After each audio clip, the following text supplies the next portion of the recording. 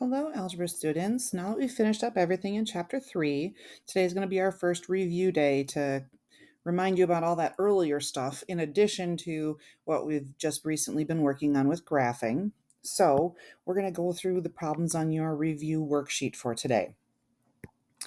These first 3 questions are asking if each relation is a function. Remember, these are all relations. Relations just match up inputs and outputs. They're ordered pairs. But to be a function, we have certain things that we have to look for. In number 1, what I want to look at is the x's. And what I can see is that this x and this x are the same. So we had that function machine. We put the 5 in. It kicks out a 2. Put a 5 in again. Kicks out a 9. This is not a function. You can't have 2 different outputs for the same input. So you could say it that way, or you could say an x repeats. Not x. And x repeats. And again, really it should be that each one of the inputs has more than one output. Number 2, looking at this, again, all I really am concerned about are the x's. Since none of the x's repeat, this is a function. This is yes. And I'll write the real one, but you could say no x repeats, but each input has one output. In number 3, when we have a graph, we don't have to necessarily look at inputs and outputs or particular ordered pairs. We had a special test for this. We use the vertical line test, and we have to decide if this passes or fails the vertical line test. Remember, I can draw a vertical line anywhere. If it can only hit in one place or not at all, then it's a function. But if there's any place that I could draw a vertical line and hit 2 different places, it's not a function. And it's because it fails the vertical line test.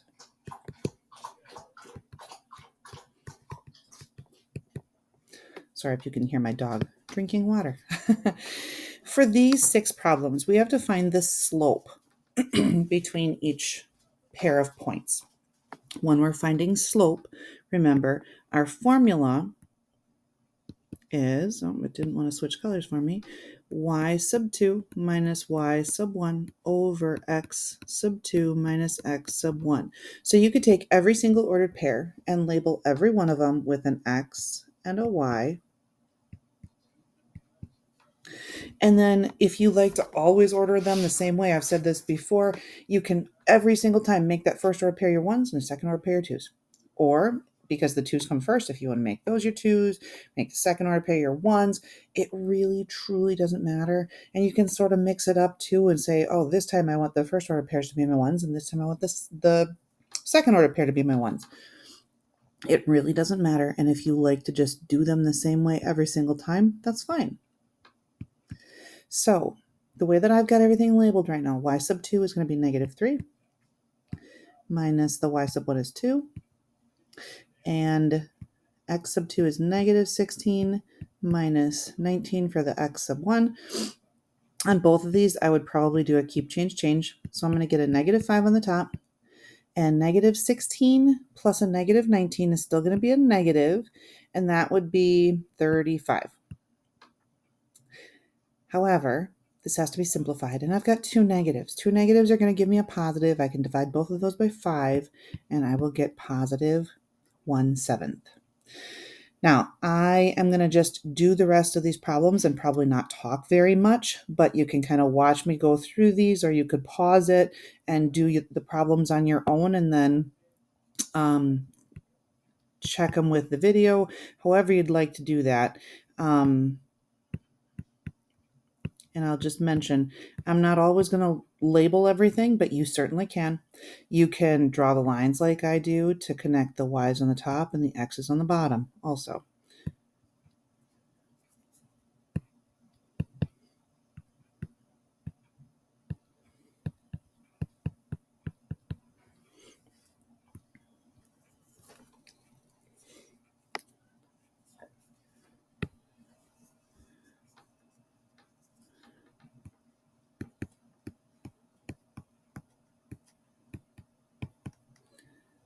I do want you to notice on this one, the 20s on the top turn into a 0 on the top. 0 on the top is just 0. That one's fine. However, in number 7, when I find this slope, I'll have 0 minus -2, -7 minus -7. I'll get 2 over 0. That's not okay. That would make your calculator very crabby with you. That's a frowny face. This is an undefined slope. All right, now I'm going to just finish up these last two. Let's pick a new color.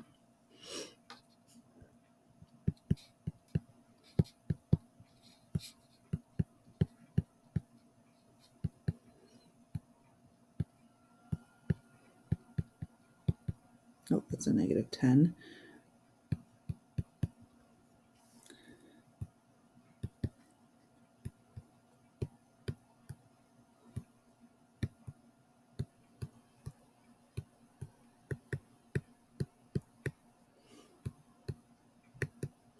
And 24 divided by -4 would be -6, or -6 over 1.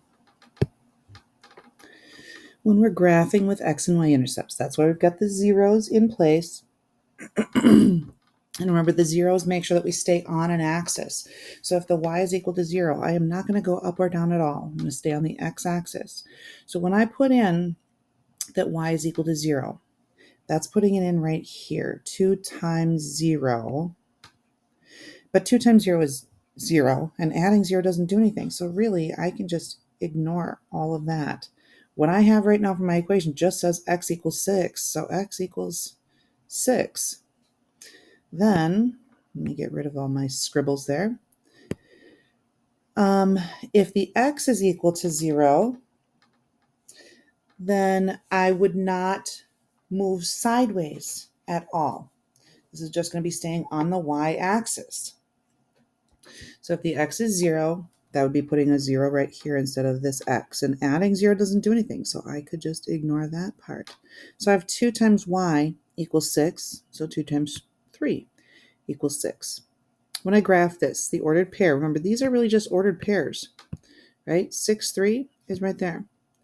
0, 3 is right there. Now, I am going to struggle a little bit here, I think. Maybe I can extend that side a little bit. Okay. And then we've got our, whoa, that wasn't so good. We've got arrows on the ends of the lines. Okay. Sorry, I messed up my placement a little bit. For number 11, when I put in the 0 for the y, subtracting 0 doesn't do anything. That can just go away. 5 times what gives me -5? -1. If the x is 0, this is where you have to be careful, right? I'm going to show a little bit more work on this one. I'm going to say 5 times 0 minus y equals -5. Well, 5 times 0 is 0. And 0 minus y would just be -y. I don't really need the 0 in front of that. And you know that you can sneak a 1 right here, so I could divide by -1, divide by -1, and I'm going to get that y is 5. Some of you are just fine doing that just in your head, and that's great. But if you need to show that work ever, go right ahead. So -1, 0 is right here, 0, 5 is right there, and my line is going to be there. So we can get some arrows on the ends. Make sure that when we take the actual test, you're using a straight edge. We want to have nice straight lines when we're doing this. A couple more with x and y intercepts.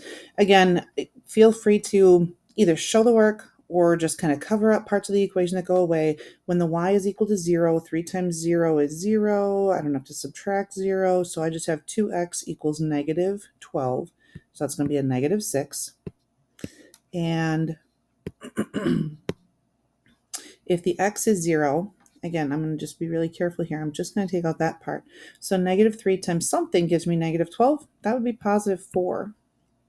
So -6, 0, and 0, 4.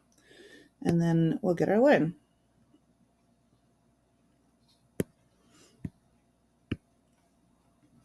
In number 13, if the y is 0, subtracting 0 here won't do anything. So negative 4 times a negative 4 would be positive 16. And if we put in the 0 for the x, then this part would be 0. So I just really have negative 8y equals 16. So negative 8 times what gives me a positive 16? That would be a negative 2. So when I graph that, negative 4, 0, and 0, negative 2.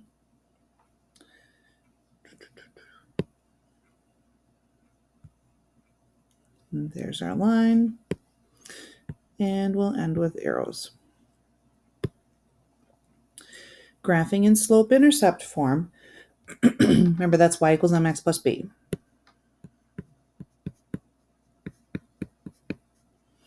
So the m is the slope. That's how we move. The b is the y-intercept. That's where we begin. So on number 4, the y-intercept is at negative 4. And the slope is a negative 6 over 5. I don't have room to go down 6 and over 5. So I would have to go up 6. And since I need it to be a negative slope, going up is positive, I need a negative, oh, I'm sorry, that should be a negative 5, not a negative 4.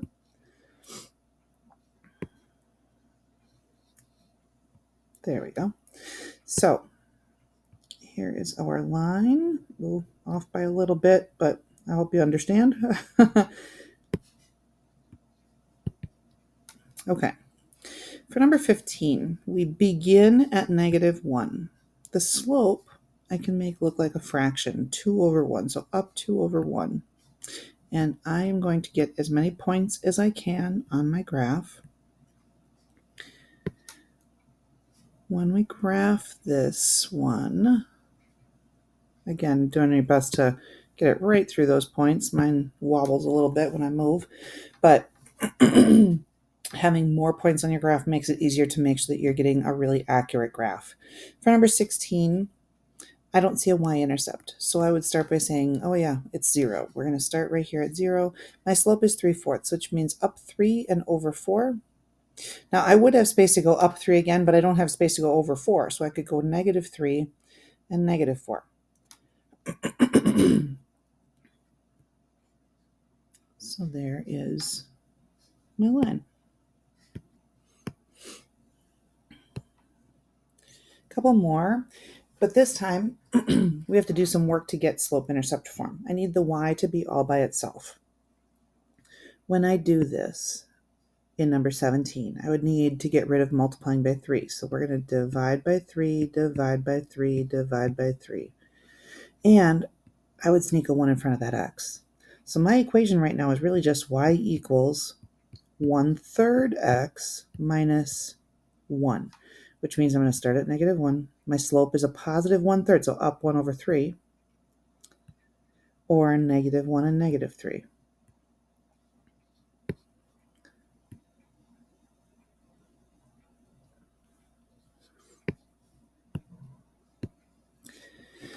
For number 18, to get the y by itself, I would want to add this 6 to start with.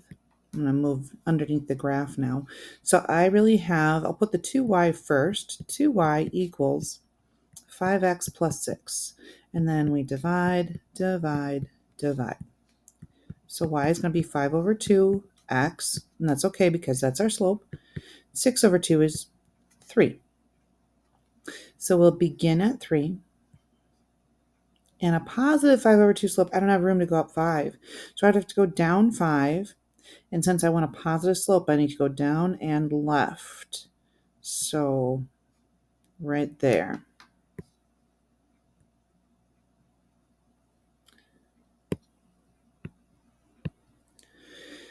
For number 19, we've done several problems like this where everything's on one side of the equal sign. And the fast way to do this problem, not the only way, but the fast way to do this problem is let's move the y over to the right-hand side. So if I would add 4y, I would have 2x plus 8 equals 4y. And we're going to divide by 4, divide by 4, divide by 4.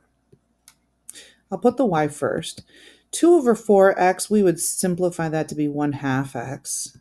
And 8 over 4 would be 2. So we're going to begin at 2, and we have a slope of 1/2, so up 1 over 2. And I have a whole lot of positive slopes on this review and not many negative slopes, so I'm sorry, we'll have to remedy that on the next one. Okay, so there's our graphing in slope-intercept form. Now, these last couple of problems on your worksheet, I want you to notice 20 and 21 are exactly the same equation. I'm just asking you to graph it either with intercepts or with slope-intercept form so that you are okay with choosing the method that makes the most sense to you. Some people only like one, some people only like the other. Some people are okay with switching between them. So if the y is equal to 0, subtracting 2 times 0 wouldn't do anything. That part would just be gone. So I just have x equals -5. Got it. If the x was equal to 0, I'm just going to cover up just the x because that's going to be 0 minus -2. So -2y equals -5. And I would divide by -2. Oh, I just wrote 5 there. I would have positive 5 over 2 for my y-intercept. That's really 2.5. So we'll do our best to get a decent y-intercept right there. 2.5 for the y-intercept, -5 for the x-intercept. And when I draw that line, I know that we tend to avoid having y-intercepts that are not whole numbers, but it does happen occasionally. In number 21, if I want to get this into slope-intercept form, same exact graph, it should look like that same line. I would start by subtracting 1x. So I would have -2y equals -1x minus 5, and then divide, that's really a -2, and divide. So y equals -1 over -2 is positive 1/2 x. -5 over -2 is going to be positive, 5 over 2 or 2.5. It's going to be exactly the same graph as what we had over here. But when I start with my y-intercept at 2.5, when my slope is a 1/2, I would go up 1, which puts me in the middle, and over 2 still in the middle. We had a worksheet problem that was similar to this, and I just want you to be okay knowing that, sometimes you're not going to have wonderful graphs every single time. Okay. The last two problems, same kind of deal. Graphing with intercepts, graphing with slope-intercept form. A little bit nicer problems on these two, though. So if the y is equal to 0, 5 times 0 is 0. That part's gone. -4 times what gives me a 20? -5. If the x is equal to 0, then -4 times 0 is 0. Adding 0 doesn't do anything. 5 times 4 would be 20. So -5, 0, and 0, 4. And then here is my line. In the second way that we're doing this problem, we're going to start by adding 4x, which will give me 5y equals 4x plus 20. And then we divide. Y equals 4 over 5x plus 4. So we begin at 4, which matches our other graph. And our slope is 4 over 5. We don't have room to go up 4, so I'd go down 4 and left 5, which is right there. Which happens to, the only 2 points that I can graph on this are the only 2 points that I could graph on my x and y intercept graph. So there is the review. There is a formative in Schoology, mostly about recognizing the kind of slope and the kind of y-intercepts that you have, a little bit with some x and y intercepts. So if you need any help with that, let us know.